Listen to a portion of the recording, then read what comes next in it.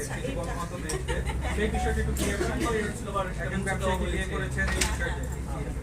আমি বিয়ে করেছি আমি যাই না কোন ব্যবসায়ী সেটা তো আরো চিনি না আমি তো এটাই বলছি যেহেতু আমি চিত্রনায়িকা আমার এগেইনস্টে উল্টাপাল্টা মানুষের এটা এন্টারটেইনিং একটা বিষয় এই জিনিসটাই তারা হাতিয়ার করেছে যে উনি নিজের জন্য উল্টাপাল্টা নিউজ করে দিব উনি সামনে আসবে না মূল যে ফ্যাক্ট সেটা দিয়ে আমি সামনে কথা বলবো এবং ওনারা কিন্তু বারবারই বলেছে আমরা অমুক দিন বসছি অমুক বসে সলভ করে দিচ্ছি প্রবলেম সলভ করে দিচ্ছি একে ফোন দিচ্ছি ওকে ফোন দিচ্ছি অনেক ফোন আসছে আমার কাছে তো আমি হচ্ছে আমি তো এভাবে গোপনে বারবার বসে আপনাদের আজকে ডিসিশন দিচ্ছেন কালকে আরেকটা ডিসিশন আমার যতদিন যাচ্ছে আমার লস হচ্ছে আমার স্টাফদেরকে বেতন দিতে হচ্ছে আমার মেনগুলো তাহলে আমি এটা দিয়ে আসলে কতদিন কথা বলবো তখনই আমি আর ওই যে মারামারি করে মারলো আমার একজন অপারেশন পার্টনারকে এবং আমার ম্যানেজারকে যে থ্রেট দিল তারপরে আমি আসলে থানায় সরানো। আচ্ছা আপু আপনি তো মামলা করেছেন যেটা বলছেন আপনার বিরুদ্ধে ফলস নিউজ কিছু হতে পারে না আমার রেস্টুরেন্ট ভাঙচুর করেছে আমার লোককে মেরেছে এবং উনি হসপিটালাইজড ছিলেন 2-3 দিন ওনার মাথায় ব্যথা পেয়েছে চোখে ব্যথা পেয়েছে ওনার সিটি স্ক্যান করতে হয়েছে ওনার ডিফিকাল্ট একটা টাইম পার করেছে আসলে আমি সব দিক থেকেই মামলা আমার লাইফে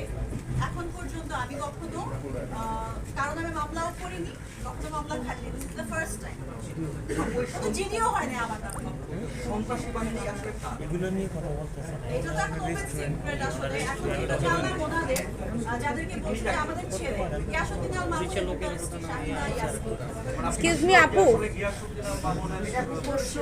হ্যাঁ এক্সকিউজ মি কারণ হচ্ছে আমাদের যে 6th ফ্লোর ওইটার উপরে উপরে 7th ফ্লোর আরেকটা আছে ওইখানে ওই ছেলেগুলো কয়েকদিন ডেকে দিয়ে আমাদের লাইন অফ করে দিয়েছে এবং ওয়ান গ্রুপের যে হারুন সে অনেক থ্রেট দিচ্ছিল যে আমাদের মা ওরা সবাই মা বলে ডাকে আমাদের মা যেটা বলবে সেটাই হবে সেটাই হাদিস আর কোনো কিছু আচ্ছা আপু আমরা তো বিনোদনে কাজ করি সো আমরা বিনোদনের একটি প্রসঙ্গ ওরা মিলে ওদের যেহেতু টাকা পয়সার লেনদেনটা হয়ে গেছে ওদের কিছু বাকি ছিল এবং ওদেরও পাওনা ছিল ওদের কাছে তো আসলে নতুন কাউকে এইভাবে নিয়ে টাকাটা নেওয়া একটু ক্যামেরার সামনে এখন আমার আগে তো আমি কোনো কিছু করে একটু নামানো যাবে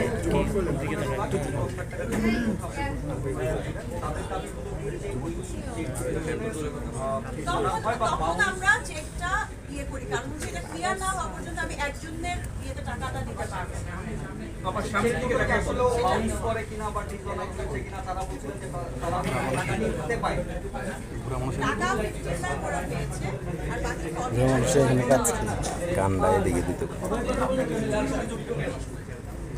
এটা তো আমি জানি না বিকজ আমি যেন সামনে না আসি এবং আমি যদি কথা না বলি আমি যদি এমনি চলে যাই আমার এই যারা সন্ত্রাস করেছে ওইখানে যারা সিসিটিভি ফুটেজ আছে সব আছে ওইটার জন্য ওইটা ধামাচাপা দেওয়ার জন্য যেহেতু যখন কেউ শুনবে চিত্রনায়িকা সবাই ভাবে একটা সেন্সিটিভ ইস্যু তো আমি যেহেতু সবসময় আসলে অনেস্টলি চলার চেষ্টা করি সেটা কোনো বিবাদে বা কোনো কিছুতে যাওয়ার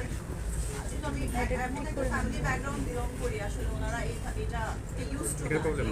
ভাইরাল হবে এবং ভাইরাল আমি কখনোই হতে চাই না কোনো বিষয় নিয়ে আমি আমার ফিল্মে কাজ করে দর্শকদের মনে এবং আপনাদের সঙ্গে থাকতে চাইছি ভাইরাল হওয়াটা আমার মনে হয় যে যারা ইনসিকিউর বা যাদের